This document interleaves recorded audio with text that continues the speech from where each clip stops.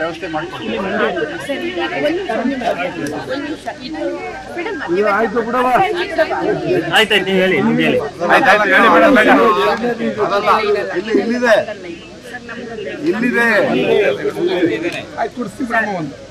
ಇಡೀ ಜಿಲ್ಲೆಯ ಸಮಸ್ತ ಸಮಸ್ಯೆ ಇದೊಳಗಿದೆ.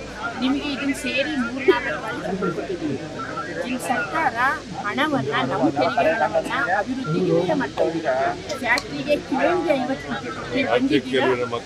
ಆಗಲಿ ಸರ್, ಬಂದಿದ್ದೀರಾ. ಕಾರ್ಖಾನೆ ವಿಷಯದಲ್ಲಿ ನಮಗೆ ಫರ್ಮ್ ಎಫ್ಡಿ ಬೇಕು. ಎರಡನೇದು ಈಗ ಏನಿಲ್ಲ ಕಾಣ್ತಾ ಇದೆ ಕಾರ್ಖಾನೆ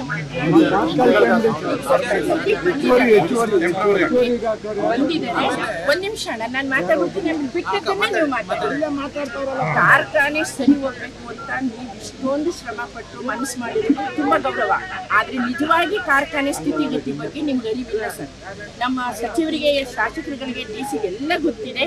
ಕಾರ್ಖಾನೆ ಒಳಗಿನ ವಿಷಯಗಳು ಮಾತ್ರ ಸರಿ ಹೋಗದೆ ಮೇಲ್ನೋಟಕ್ಕೆ ಸರ್ಕಾರ ದುಡ್ಡು ಕೊಡ್ತು ನಾವು ಹೆಮ್ಮೆ ಪಡೋದಿಲ್ಲ.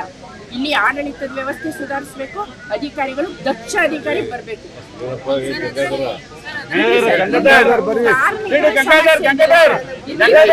ಸರ್, ಕಾರ್ಮಿಕರ